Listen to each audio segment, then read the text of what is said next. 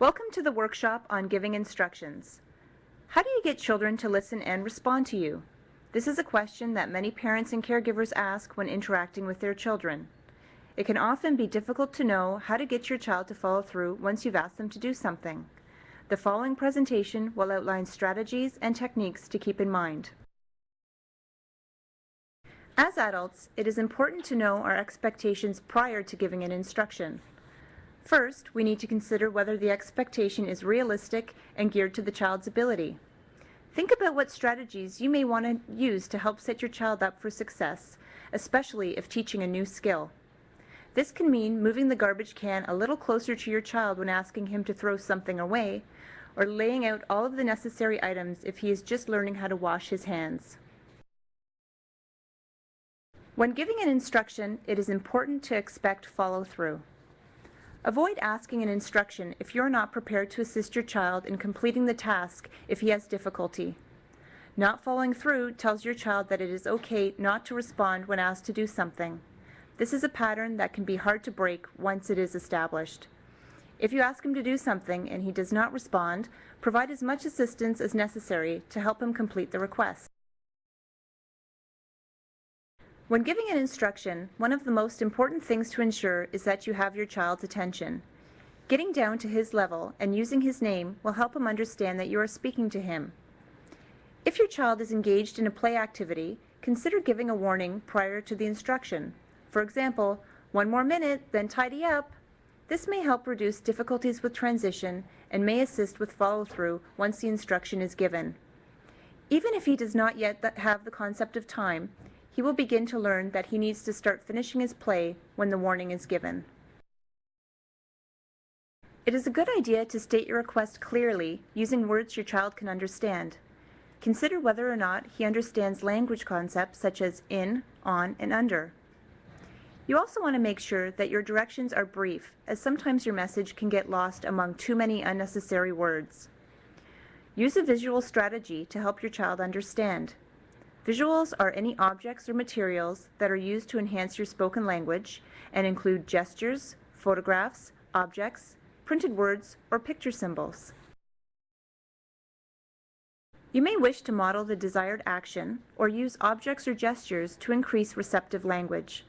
By holding up a child's shoes, you are pairing a visual cue with your spoken language that it is time to put shoes on. As visual aids or picture symbols support spoken language, they can increase comprehension. For example, this first then board can be used to visually depict the expectation, first pick up toy, then put in bin. The child is then getting a clear visual message about what is expected. It is important to state your request positively. Tell your child what you want him to do, rather than what you do not want. For example, if he's climbing on the table, say, feet on the floor, as opposed to, don't climb on the table. This emphasizes the positive and lets him know what behavior is expected. Always state the direction rather than giving directions in a question form. By asking a child, can you put your shoes on? You are giving your child the option of saying no. If it is time for him to put his shoes on, simply state, put your shoes on, or shoes on. When giving an instruction, be sure you allow enough time for your child to process what you have said. Some children may need up to 10 seconds to fully process your direction. State the request one time and wait. Avoid repeating within the first 10 seconds if your child does not respond. Repeating can be more confusing as it may interrupt his processing and require him to start from the beginning. If your child does not respond, repeat after 10 seconds and provide assistance if needed.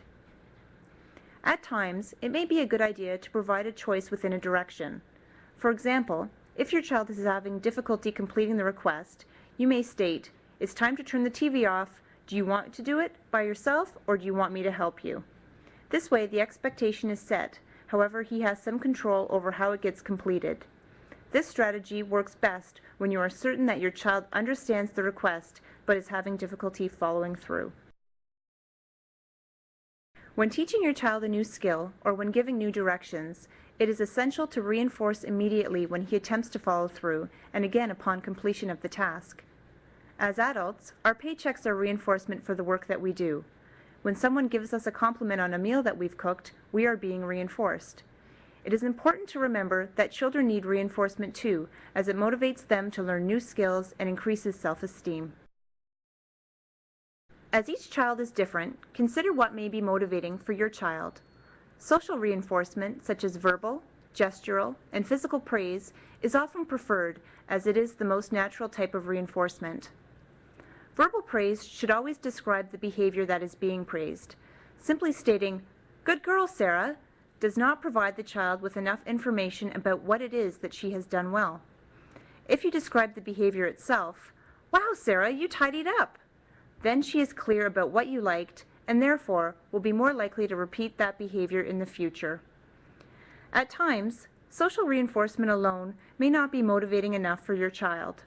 At these times, social praise can be paired with other types of reinforcement, such as toys, food, or preferred activities. For example, your child may be more motivated to complete a specific task if he is reinforced by being able to watch a preferred movie or playing with a favorite toy afterwards. It is important to try to vary reinforcers and to move more and more towards natural forms of reinforcement. An important point to keep in mind is that the difference between reinforcement and bribery is that reinforcement comes after a task is completed. A bribe is usually offered before. Watching your child learn a new skill and become more independent can be a wonderful experience, and knowing that you've helped him along the way is in itself extremely reinforcing. This concludes the presentation on giving instructions. Try some of these ideas. You may find them helpful.